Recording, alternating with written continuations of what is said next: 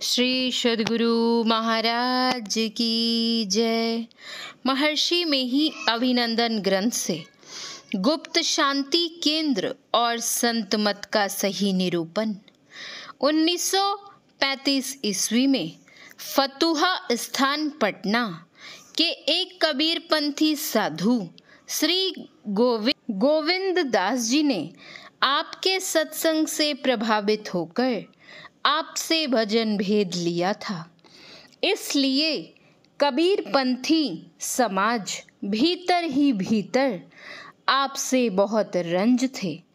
भजन भेद लेने के बाद फतुहा स्थान के अधिकारी गोविंद दास जी पर बहुत बिगड़े और उनसे कहा, तुम्हें चाहिए था कि तुम अपने मत में दूसरों को लाते, पर तुम स्वयं ही दूसरे के शिष्य बन गए।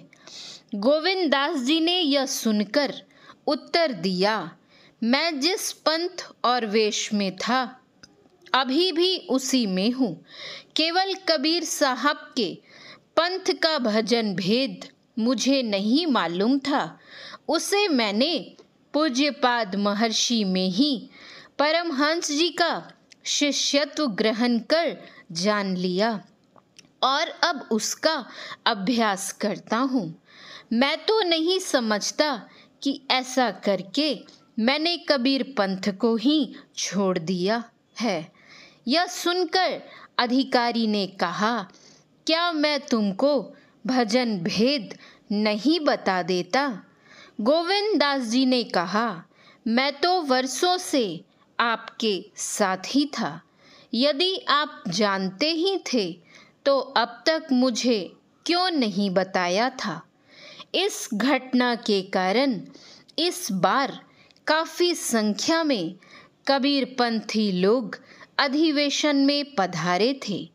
प्रातः 10 बजे सत्संग समाप्त होते ही कबीरपंथी समाज का संदेशवाहक बनकर एक स्थानीय रईस ने आपकी कुटी पर आकर निवेदन किया।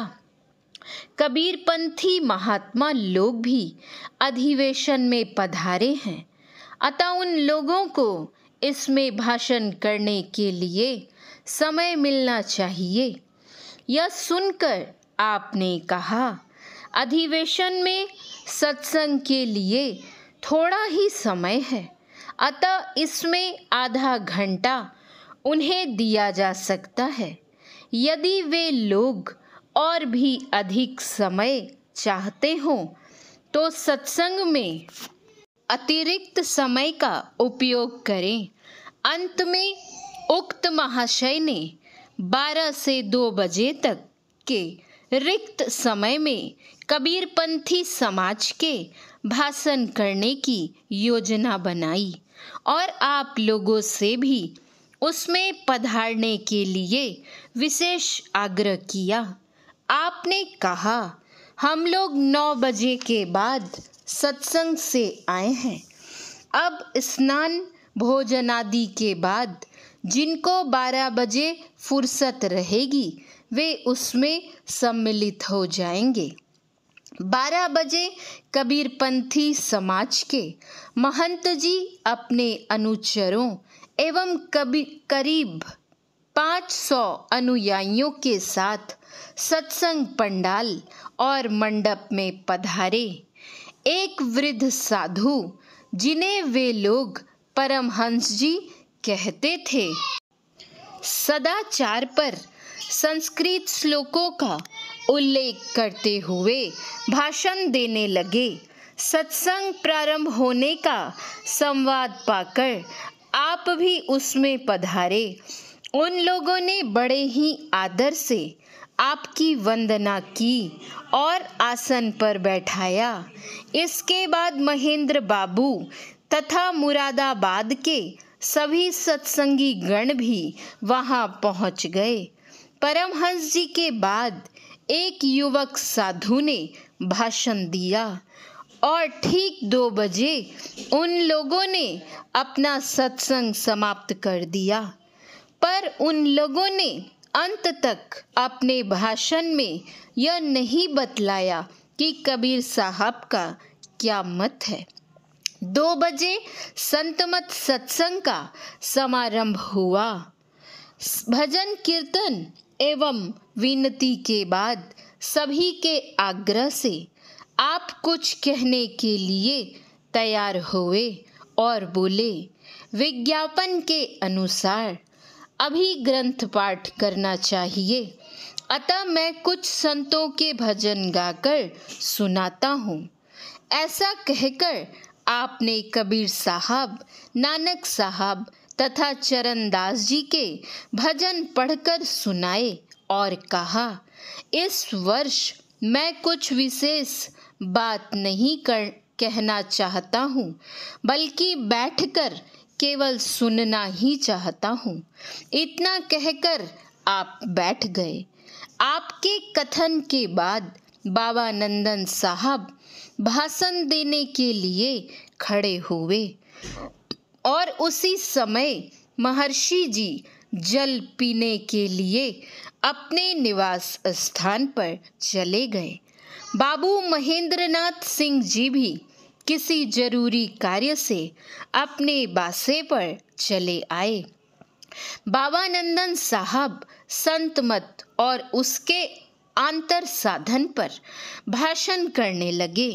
शायद उनकी आवाज दूर तक के श्रोताओं को सुनाई नहीं पड़ती थी या किसी अन्य कारण से 15 मिनट के बाद ही लोगों ने हल्ला करना शुरू कर दिया।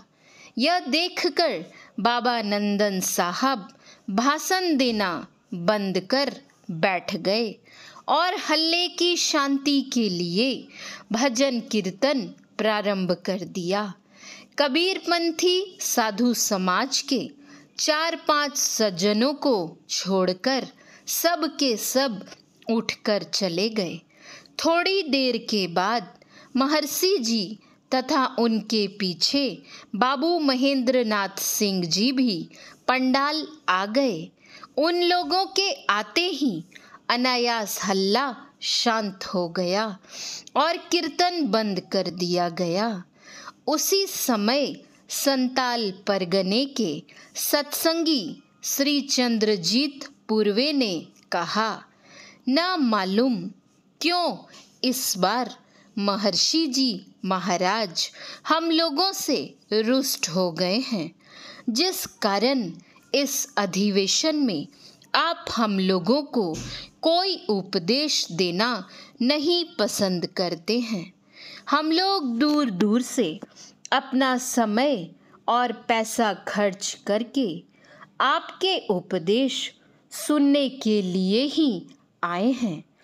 कम से कम आपने जिन संतों के भजन गाकर सुनाए हैं उनके अर्थ भी तो हम लोगों को समझा देने की दया करें। इस प्रार्थना ने आपके करुण हृदय को कुछ कहने के लिए विवश कर दिया और आप कहने लगे, श्री चंद्रजीत जी एवं आप लोग मुझे बोलने के लिए मजबूर कर रहे हैं, अतः उन भजनों के अर्थ आप लोग श्रवण करें। इतना कहकर आपने हृदय स्पर्शी शब्दों में उनके अर्थ व्याख्या करके समझाए। श्री सद्गुरु महाराज की जय। श्री सद्गुरु महाराज की जय। श्री सद्गुरु महाराज की जय।